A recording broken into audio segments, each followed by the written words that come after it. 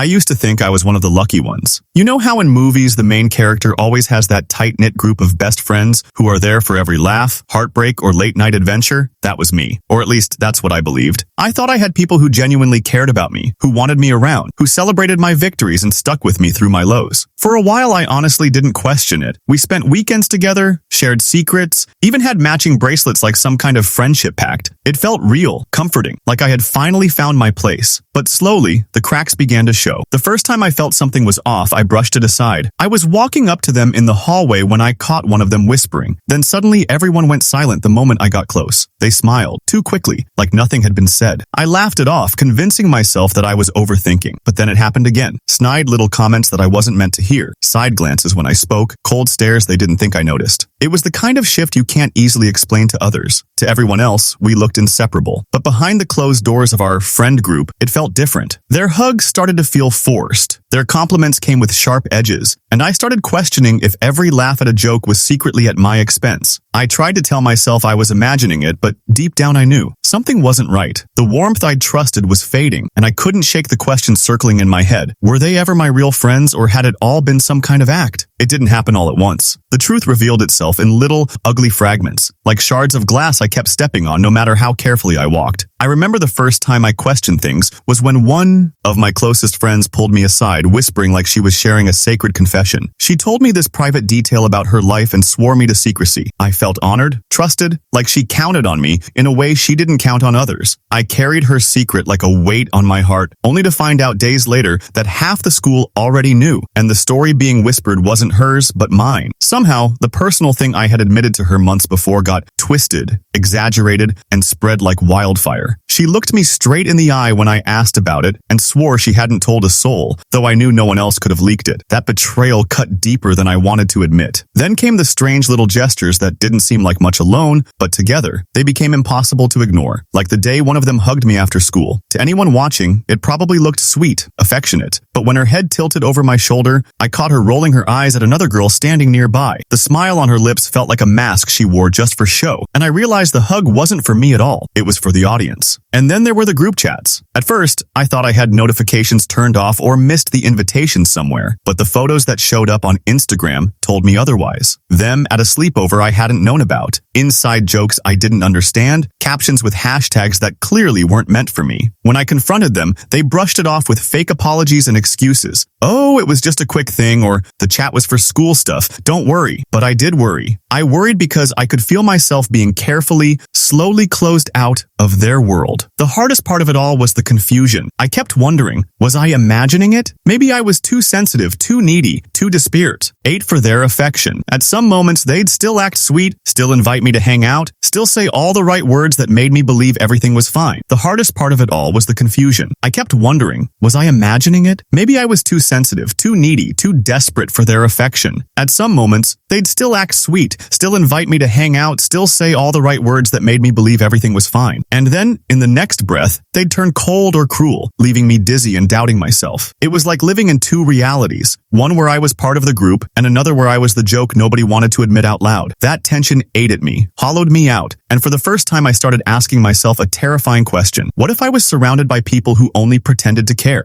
It all came to a head one Friday night, the night of a party that I'll never ever forget. One of my so-called best friends told me about it, how everyone in our group was going to show up in retro outfits. She said it was kind of like a theme night and that the host wanted people to lean into it and have fun with wild, mismatched vintage clothes. I remember being excited, relieved almost, because for once it felt like I'd be part of something fun and inclusive. I spent hours rummaging through my mom's old closet, pulling out colorful skirts, an oversized blouse, chunky jewelry, and even teased my hair way higher than I normally would. When I looked in the mirror, I laughed at myself, but also felt proud that I had committed to the theme. Walking into that party should have been thrilling, but the second I stepped through the door, I knew something wasn't right. Music pulsed. The room was full of people dressed in sleek, modern outfits. Jeans, dresses, casual but cool looks. And then there was me, standing there like a complete clown in my Technicolor retro disaster. People didn't even try to hide their giggles. Some tilted their heads with mocking smiles. Others just ogged outright. My face burned so hot I thought I'd melt. At first, I desperately hoped it was just a misunderstanding. Maybe some people didn't get the memo, right? I looked around for my friends, and when I finally spotted them, they were huddled together, smirking, whispering behind their hands, and then laughing when their eyes flicked in my direction. That's when the truth slammed me. This wasn't an accident. They had done this on purpose. I tried to play it off, smiling like I was in on the joke, but inside I wanted to disappear into the floor. Every time someone looked at me, I heard the echo of their laughter. My confidence shattered in pieces that I couldn't gather back. I left early, fighting back tears on the walk home, but the moment I closed my bedroom door, I broke down. My head spun between two voices, one whispering that maybe they hadn't meant to be cruel, that maybe I misunderstood, and another screaming that they knew exactly what they were doing, that I was nothing more than the punchline in their private comedy show. And as much as I tried to deny it, I couldn't escape the sinking certainty. I had never been their friend. I had been their target. After that night, I couldn't shake the humiliation, and I couldn't silence the ugly truth that had been building inside me for months. They weren't my friends. They were something else, something crueler, and I needed to know just how deep their lies went. The need for answers kept me awake until the sky turned pale. Answers and, if I'm honest, a little piece of me hungered for revenge. If they wanted to laugh at me behind my back, fine, but I wasn't going to play the fool anymore. I was going to turn the tables. That's when the idea first slipped into my head, sneaky and wild at the same time. What if I created someone else, someone they didn't know, and walked right back into their circle dress? Said in disguise. I pictured it in flashes. A new look, a different voice, a mask that let me hear everything they'd never say to my face. At first, I laughed at myself for even thinking about it. It sounded crazy, but the more I thought, the more it made sense. If I stayed me, they would keep lying. If I became someone else, I could finally hear the truth. So I started planning. I dug through old clothes, picking pieces I'd never normally wear, dark ripped jeans, oversized hoodies, heavier makeup. I tied my hair up differently, even tried on glasses just to see how it altered my face. My heart beat faster as I realized how easy it was to look like someone entirely new with just a few changes. Then I went one step further. I set up a whole new social media account, complete with a fake name and a backstory vague enough to be believable. But beneath the adrenaline, there was guilt. I kept asking myself, am I just as bad as them for resorting to trickery? Wasn't I lowering myself to their level? I hated the thought, but what I hated more was being in the dark about their betrayal. Every time I pictured their smirks, their fake smiles, and that humiliating night, my guilt hardened into resolve. If they were as fake as I suspected, I was going to make them expose themselves, and this time, I'd be ready. Walking into school as my new self felt like walking onto a stage, except no one knew I was the actor. I'd practiced my look in front of the mirror the night before. Dark hoodie casual,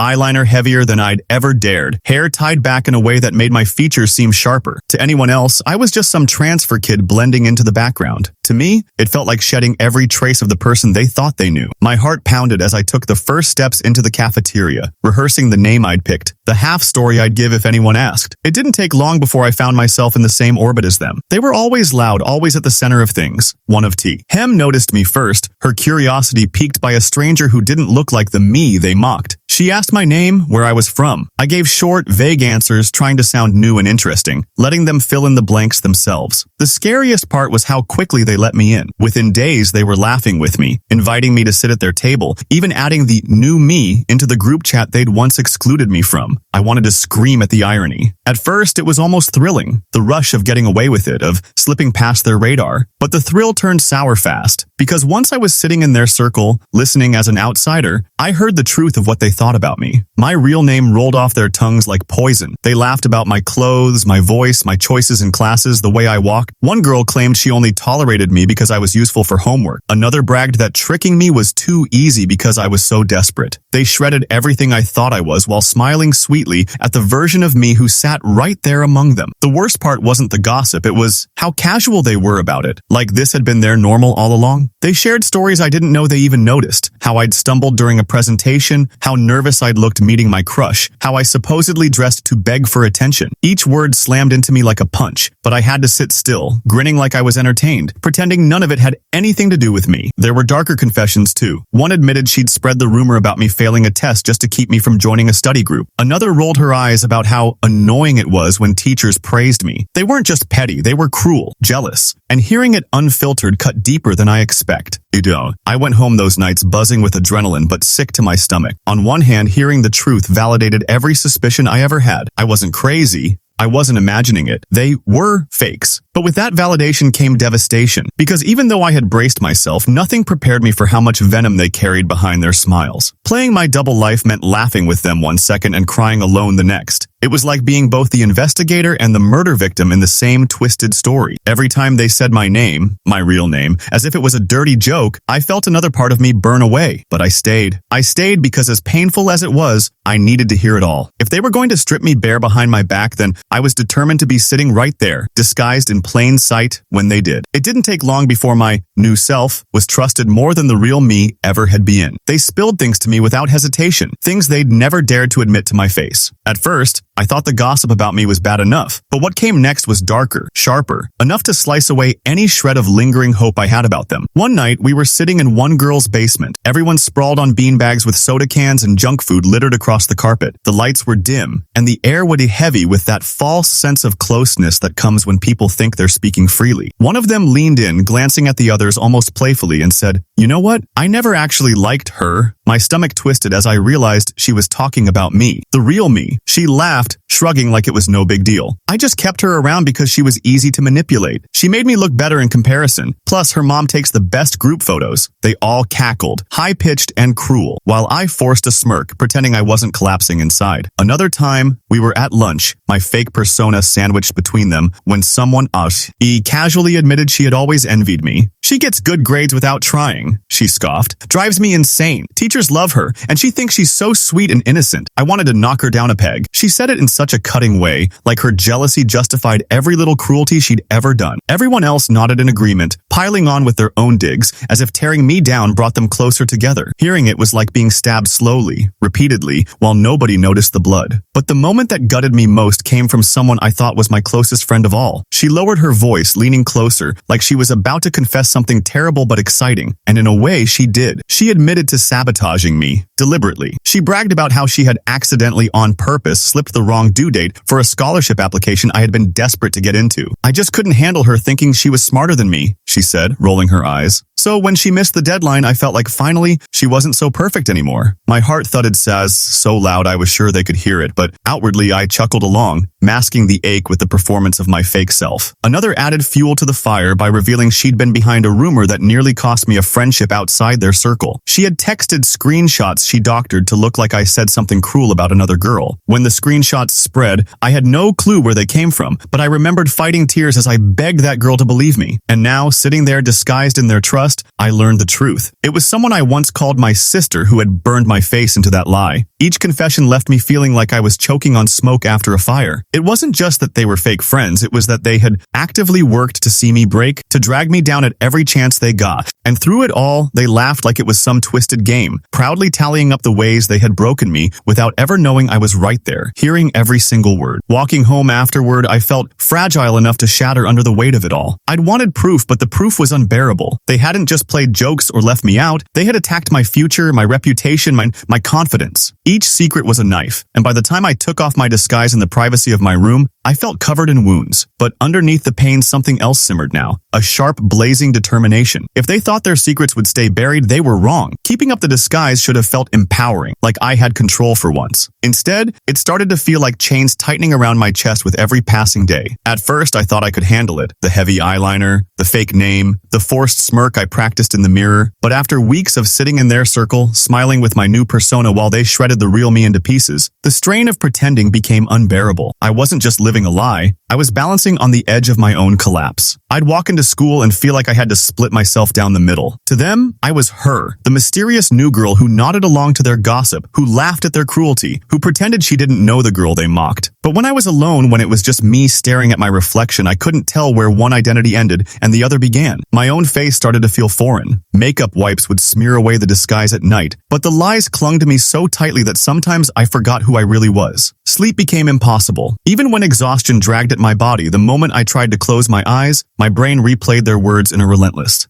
loop. Every whisper, every laugh, every deliberate act of sabotage, I heard them like a soundtrack of betrayal echoing through my skull. I'd jolt awake at 2 in the morning, drenched in sweat, or sometimes with tears already running down my cheeks, In the silence of those nights, doubts crept in like shadows. Maybe this was my fault. Maybe I was too naive, too desperate, too easy to mock. Maybe something in me really was unlovable. Those thoughts bled into everything. My appetite disappeared, food tasted like nothing. My grades slipped because I couldn't focus. My hands shook during tests and my stomach twisted before class. Friends outside that group noticed something was wrong, but I brushed them off, too afraid of sounding paranoid or pathetic. I couldn't tell anyone, because how could I explain that I was both me and not me? That I was sitting in the center of my own betrayal wearing a mask. Even pretending to laugh with them felt like swallowing poison. Every joke they made at my expense was another gulp, and I had to choke it down smiling, as if it didn't bruise me. There were moments when I thought about just ripping away the disguise in the middle of one of their cruel conversations, screaming at them to look at me and see the person they were destroying. But I never did. I held it in because I thought maybe one more secret, one more confession would justify the torment of staying undercover. But the truth was, I was dying inside. The disguise gave me knowledge, yes, but it also soaked up every ounce of strength I had left. I felt like a ghost haunting my own life, watching my name become a curse word in their mouths, while I played along for the sake of answers that now just left me emptier. The longer I lived this double life, the more I unraveled. I wasn't just carrying the weight of their betrayal, I was carrying my silence, my complicity, mission. I guilt for letting them use my real self as a punchline while I pretended to be their friend. And every day, the line between me and my disguise blurred more until I no longer knew which version of me deserved to survive. It all led to one night, the night I couldn't keep the mask on any longer. They had invited my new self to a house party, one of those big chaotic gatherings where music shakes the walls and lights turn everyone into blurs. I stood in front of the mirror before leaving, holding the heavy eyeliner pencil in my hand, staring at my half-painted reflection. I suddenly realized how much I hated her, the girl I'd created. She had given me the answers I thought I wanted, but she'd taken everything else in the process. I was exhausted, drained, and done. That night, I decided there would be no more disguises. If they were so comfortable laughing at me behind my back, I wanted to see how they handled it when the truth stood right in front of them. At the party, I slipped inside unnoticed at first. My so-called friends were gathered in the living room, drinks in their hands, music drowning out their laughter. I joined them reluctantly, and it didn't take long before my name came up again. The real me, not the one I was pretending to be. They laughed about how pathetic I'd looked at the retro-themed humiliation party, how desperate I supposedly was to impress. One even said, "Well, she's too clueless to even realize we're just keeping her around for entertainment." That was it. Something inside me snapped. I sat forward and said, loudly enough to cut through the chaos, "You mean clueless like right now? When I'm sitting here listening to every disgusting thing you've said about me for weeks?" They froze, their smiles dropping instantly. Their heads whipped toward me like they couldn't process the words. And then, with a steady but shaking hand, I reached up and wiped the smudged makeup from my eyes, tugged my hair out of the style I'd forced it into, until all that remained was me, the girl they thought they had destroyed. Silence fell so heavy I could hear my heartbeat hammering in my ears. One of them gasped, hand flying to her mouth. Another muttered, "No way," as if she couldn't believe her eyes. I looked each of them in the face and I didn't hold back. For the first time, I let everything spill, raw and unfiltered. "I know about the scholarship application you sabotaged," I said, my voice trembling with rage. "I heard it straight from your mouth. I know about the rumors, the lies, the way you spread stories that ruined my friendships. I know about every laugh at my expense, every time you called me desperate, every time you hugged me with daggers hidden behind your smile." My throat tightened, but the words kept coming like poison escaping a wound. I sat here, I listened, and while you thought you were clever, spilling your filth to someone you thought was new, you were pouring it right into my ears. I know everything now. They started scrambling, their faces a carousel of excuses and forced apologies. One stammered, "We were just joking, you know. We didn't mean it like that." Another jumped in. "Okay, maybe we pushed things too far, but we actually liked you. She trailed off, realizing how hollow it sounded. "Liked me?" I cut in, laughing bitterly through the tears stinging my eyes. "You don't do that to someone you like. You don't pretend to be a friend while secretly trying to ruin their future. You don't invite someone into your life just to humiliate them for sport. You don't smile while plotting ways to burn them down behind their back." Their panic grew as I listed every secret I'd overheard one by one. The girl who'd admitted never liking me, exposed. The one who spread the rumor with fake screenshots, called out. The one who confessed envying me so much she turned my accomplices, Schmentz, into ammunition, dragged into the light. Each revelation landed like a slap, their faces reddening, their voices stumbling in protest. The room felt like it was spinning, but I stood firm even as sobs clawed at my throat. "Do you even realize what you did to me?" I finally broke, tears pouring freely. The sleepless nights, the anxiety, the way I questioned every part of myself because I thought something must be wrong with me to deserve this. You made me feel unlovable, worthless, like I was only alive for you to laugh at. None of them could look at me. The music outside the room throbbed distantly, while my words hung like broken glass in the air. Some stared at the floor. One half-heartedly reached out. We didn't think you'd take it so seriously, but her voice shook, embarrassed, exposed. You didn't think at all, I spit back. You thought I'd never find out, that your cruelty would stay behind closed doors. But here's the truth. It's out. I heard everything, and I'll never forget a single word. Every mask has to fall eventually, and tonight, yours did. That was the moment the power shifted. For the first time, it wasn't me shrinking under their whispers. It was them, caught in the spotlight of their own ugliness, scrambling for excuses too flimsy to cover the truth. And for the first time in months, I didn't feel clueless or small. I felt raw, broken, but powerful enough to finally take my dignity back. The fallout was ugly, the kind of ugly you can't clean up no matter how hard you try. Once the words left my mouth and the truth was dragged into the light, there was no putting it back. The ride home that night was silent, but the silence wasn't peace. It was thick with humiliation that clung to them and to me. I knew the ripples had only begun. The next week at school, everything shifted. Word spread faster than I could have imagined. At first, I thought maybe they'd twist the story in their favor, spin it so I sounded crazy, jealous, or vindictive. They tried. God, they tried. But the problem was too many people had seen their faces that night, heard their excuses fall flat, watched me tear away the disguise like I was revealing a crime scene. Their reputations cracked like glass under a hammer. Some of them doubled down, snapping that I was dramatic or overreacting. They mocked me to anyone who would listen, but the difference now was that people weren't laughing along. A few even got called out in the hallways, confronted by classmates who told them everyone knew what they'd done. The whispers that had once been about me started circling around them, echoing with the same venom they had loved to feed on. And then there were the half-hearted apologies, awkward texts full of excuses, words like, sorry you felt that way, or we didn't mean for it to go that far. I read them with shaking hands, furious at how hollow they were. They didn't want forgiveness. They wanted to erase the consequences. They weren't sorry about the betrayal. They were sorry they'd been caught. For a few days, I felt vindicated, almost powerful. After months of being the butt of their jokes, the liar, the fool, I was finally the one standing with the truth in my hands. People I barely knew whispered that I was brave for exposing them, that I'd done what no one else would have dared, and part of me soaked up that validation just like I had hoped I would when I first dreamt about revenge. But then came the ache, because underneath the anger, underneath the justice, I couldn't ignore what I'd lost. Yes, they were fake. Yes, they were cruel, but they had been my friends once, or at least they had filled that hollow space in my life where friendship was supposed to live. No matter how poisonous it had been, cutting them out left me exposed, raw, and utterly alone. Lunch tables felt colder without them. My phone buzzed less. I walked hallways with the sudden empty